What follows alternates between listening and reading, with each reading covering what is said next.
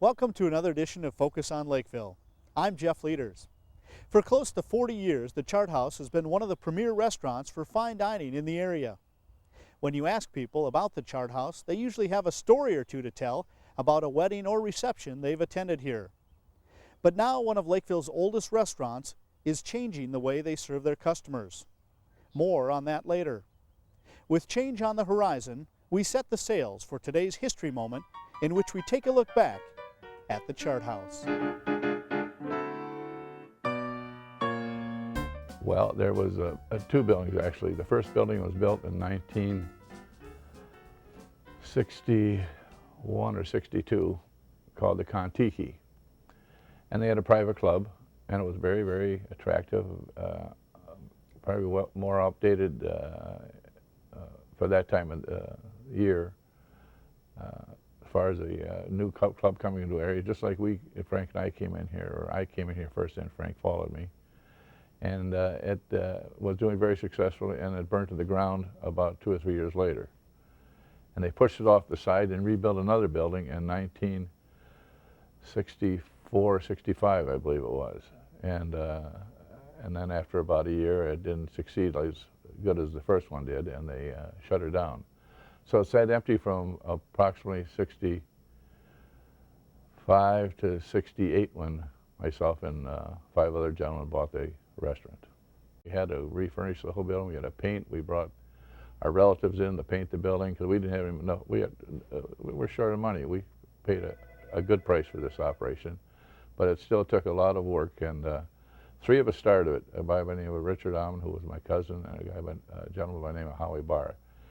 And we kept looking at this, that this is going to be a little tougher situation. We need somebody to come in with some experience. And one of the guys knew a couple of gentlemen from Minneapolis Restaurant and Bar Supply, and this is the kind of people we knew that knew equipment, knew how to order it, and got discounts. And we picked those guys up as 3 partners, and they were partners from when we bought it to the time we saw an excellent partnership. We named it the Chart House, and only for the reason I was in the Navy, and I was supposed to be the PR man for the operation.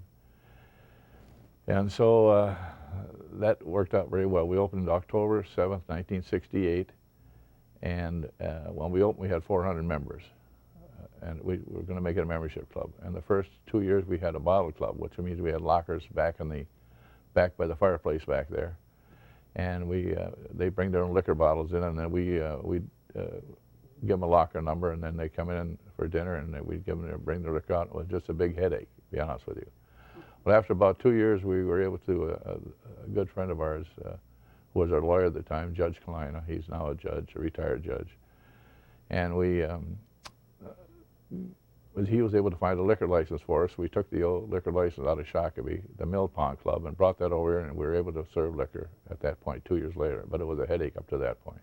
And every once in a while, I got the name of Captain. We had business open for 2 years, and this gentleman used to be a painter, and he was a musician here at one time when I was at the Contiki. And he came up to me and he said, "Dan, I could build you a ship." I said, "He said, you're in the Navy?" I said, "Yes, I was." And he brought the blueprints of what he wanted to draw, and he took off the Cuddy Sark Scotch bottle. There's a picture of a ship, and he said, "I can build you that kind of ship." I said, "You can." I said, "How much is it going to cost?" He said, "Well, I'll be back in a couple weeks." And he came over there, and he said, "Well, I can probably build it for around $35,000 to $40,000. I said, "That's pretty good." So we called a meeting to our partners, and we said, "Well, let's go for it." Well, it became a little more than $40,000, and I don't remember the price. Do you ever remember? About 100,000. It went to 100,000. But so then the ship's got to have a captain. That's how the Captain Dan came. And I went out to California. I bought nautical things, just diver suit. We had you sitting over in the corner there where the wine rack is now. Wheels I had, and portholes, and we had compass, just expensive stuff. And we had a lot of knockoff stuff in here to make it look like a ship. And that was the theme of the whole operation. I became a partner actually November of 1981. And Dan and I spent a year together, and that's kind of when I found out how wet I was still behind the ears as far as at least the front house. Most of my experience in the past had been managing personnel, back house, and so forth, and got to work with Dan and had a great relationship. We gained an opportunity to venture out, the six of us, the six partners, and get involved in a management company, which is still in operation today. It manages a number of food operations, and so I left the chart house at that time so we could all benefit from the fact of moving on to this other management company managing restaurants. And Dan stayed here, so we had both fronts covered, and it was a good relationship. It was able to, between the chart house and the other company, able to afford the two of us, as well as benefit some of the partners as far as some return.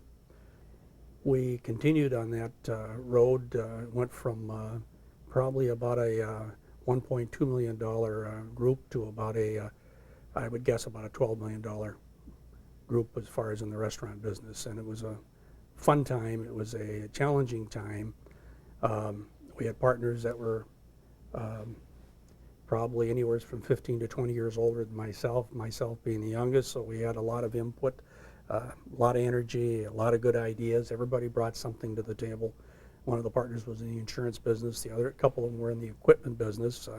Dan and I were in the operating end of the business, so we brought a lot of expertise to the table, so it was a fun venture. I mean, anybody can spend, back in those days, $30 was $30. And I think the people that liked the feeling of not belonging to a country club such as a golf course, they wanted a supper club where they could feel part of. And that was, I think, the whole gist of the whole thing.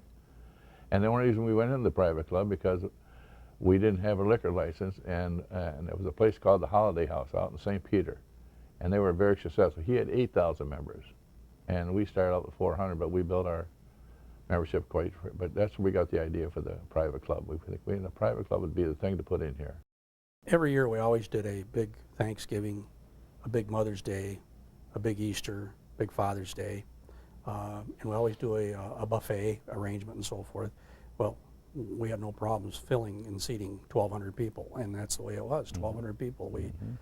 Every one of those holidays, every Sunday we did a Sunday brunch buffet. We'd always do 200 plus people at least, and it was either Dan or I or the two of us up there carving the meat, making the omelets, making the waffles, making the pancakes, whatever it needed to be, and we were there every Sunday. It was just like clockwork. It was probably the more exciting day of the week only because you had so much interaction, guest interaction, and go around to the tables. People would come up and we'd have something to say, they'd have something to say. It was always a great time to work. Believe it or not, Sundays were a great time to work. We had a good time. That's correct. Fun time. Birthdays, and birthdays became a habit where if somebody knew you had a birthday, you got a whipped cream pie right in the face. By him, not by me. Well, I didn't. yeah, I couldn't do that. yeah, he did it, but he did it. Well, your granddaughter got you on your birthday. Yeah, she got me. one That's time. right. But my wife used to be the hostess for quite a few years. But in the meantime, she'd come in the morning, answer the phone, so I wouldn't have to be there early in the morning. She'd come in at 10 o'clock, and the phones would start ringing at 10 o'clock, and by 1, 2 o'clock, we were filled to the night. We couldn't take any more people. New Year's Eve, for instance, I remember those days. We put a New Year's Eve party on, and the same thing. We'd start taking reservations at 12 o'clock during the week, but by 2 days after we put the notice in the paper that New Year's Eve party is going to be, we were filled. You know, we could fill this place every day of the week. No brainer. An opportunity arose in April of 1987, and that's when we sold to Howard Wong. Dan stayed on and operated along with the Wong organization for a little over a year, and when we realized the Wongs were going to maybe shut the door down because business had dropped off considerably and a number of changes were made. One change he made that probably benefited us in the long run is that he did take it from a private club to a public operation, which needed the transition for us to continue to grow. So we stepped back in October of 1989, and I came back at that time and slipped out of my responsibilities at the other organization and stayed on as an owner and so forth, and we had people to step up to the table and so forth. And then Dan and I stayed on from there, and we took it from about a $900,000 organization or running business to about a $3.3 million operation. We had two objectives in mind, and that was one, to maintain all the membership that had been here, and so we had kind of a grand opening when we came back and told everybody the Chart House guys are back, and we had it on a Sunday, and what we thought was going to be, we weren't sure how many people were going to show. we must have had 2,000 people come in that day. They were lined up outside the door, into the parking lot, into the restaurant, and they were signing up passport cards. So they had a discount card. Everybody had an opportunity. Our objective was to get all these people to come back and to let them know that we were here again. And we had hors d'oeuvres and we had champagne. And I was going around later that afternoon getting champagne from other operations because we hadn't bought enough champagne. We went through about 16 cases of champagne to give you an idea for everybody to have a glass. It was a fun time, but we were all nervous about what we had just experienced. And that kind of started everything on a roll. And we started doing some advertising. At that time, we decided to make a major change outside. We filled in the old pool that had been there for years and turned it into a patio area. We tore down the old Cape Cod building, which was out there, that had a roof and a Cape Cod. And obviously it enclosed or covered up most of the view of the lake. So when we opened that up, it was wow. Ultimately, we took the changing rooms, the dressing rooms outside, turned them into restrooms. Later in the 90s, we added the outside bar, and we really started focusing at doing outdoor activities, certainly all the way from late May all the way through the end of September and sometimes even into October. And that took our sales and just lifted us right up. I mean, it really got us rolling. And of course, a lot of that came inside. Then we started taking a seriously look at our casual dining, and we converted the lounge into a kind of a fun room for mom and dad to bring the kids and so forth. And we started that with a 99-cent hors d'oeuvres, and we did that for about 3 years, and that really got that up and running and on a roll. So we were starting to draw younger people as well as we started maintaining our older clientele. And by having both of those to thrive on and deal with was what got us to the high end of what we wanted to achieve, and we did. And there probably hasn't been a better team of guys, Dan and I mean, he was definitely the front house guy. He recognized everybody not only by name but by face as well. He'd come up to me and say, "No, that's the Johnsons coming in, just so you know, that's the Johnsons." Or he'd introduce me to everybody and make me feel comfortable and at home. And my thrust was to watch the back house and watch the cost end of the business and so forth. But you couldn't have had a better team. 92 was when we bought the rest of them out and brought in a silent partner for the time being because neither one of us were financially strong enough, and that was Dick Ames Construction. And he was a good partner to have. He brought a lot to the table, and I mean by brought a lot of business in. He was part of having the enjoyment of being part owner of the Chart House. He enjoyed that, and we had some great times. Kept operating in that respect, and just a great time. Probably the best 20 years of my life as far as experience and having fun and enjoying what you enjoy best. I stayed there until, well, 1989, I think, when I got out. But then Frank and I worked together for how long? Almost 10 years. 10 years. So actually, about 2000 when I left and turned it over to Frank and said, okay, I'm out of here. And it was time for him to take over, which he had done in the past anyway. And he does an excellent job. And it was a good turnaround to a person who knows the business, had been in the business for a long time. And I couldn't have had a better partner than he. I stayed on at the Chart House up until 2005, April 2005, and I had somebody that just kind of came out of the blue and said, "I'm interested in buying your restaurant," and we started talking to this individual, and he became very, very serious and interested. And then one of the employees, one of my management people that was working here, got wind of this. He talked to his dad, and they stepped to the forefront, and that's how the Chart House changed hands for its, at least its transition of the six of us to the new partnership, the new owners. In 2005, the ownership changed hands once again, but this time it was a young entrepreneur named Josh Rupert who took the helm. He made a few changes in the first couple of years, but in 2007, Josh announced a major change in the way the Chart House would do business. I'm an entrepreneur at heart. I've always, since earliest I can remember, wanted to be running my own business, and I actually went to graduate school for my master's degree in business, and had plans 2.5 years ago to go work for corporate America, and stumbled into this opportunity with my brother, and helped out for a couple months while I had some time off, and then I was hooked after that 2 months and said, okay, I'm going in head first, so to speak. And the last 2 years have been quite a ride, and my brother Matt has actually moved on to bigger and better opportunities, and so now it's just me. Probably the question is, what haven't we done? We've done everything. We've remodeled, we've taken new carpet, new chairs, painted everything. We've done some structural work in the bar area. Initially it was, I guess we stayed status quo with the operating business as it was when we took over, and more recently we've made some significant business strategy changes. Really, it stems from, in my mind, the idea that events and dining don't necessarily mesh very well in one place.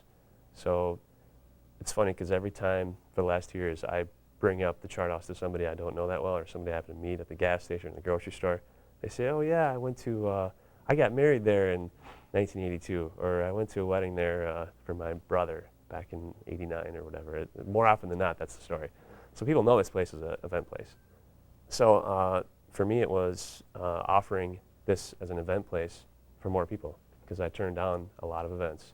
There's just too many people that can't have their weddings here. So that's what we're trying to capitalize on. The lounge, which will actually be renamed Rupert's Lounge, and they're going to kind of be two separate entities. The Chart House Event Center and Rupert's Lounge. The lounge area will have a full menu, which will still have some of our favorites from the dining room, such as champagne chicken and our steaks and seafood, crab legs, things like that. We'll also offer that same menu out in the lakeside patio and have the full bar open to the public. And we will continue to do Sunday brunches in the dining room and have our holiday brunches as well. We'll be offering the same kind of dining experience at Rupert's Lounge and also out on our lakeside patio. We'll have a full menu, and you can still come in and ask your girlfriend to become your fiance.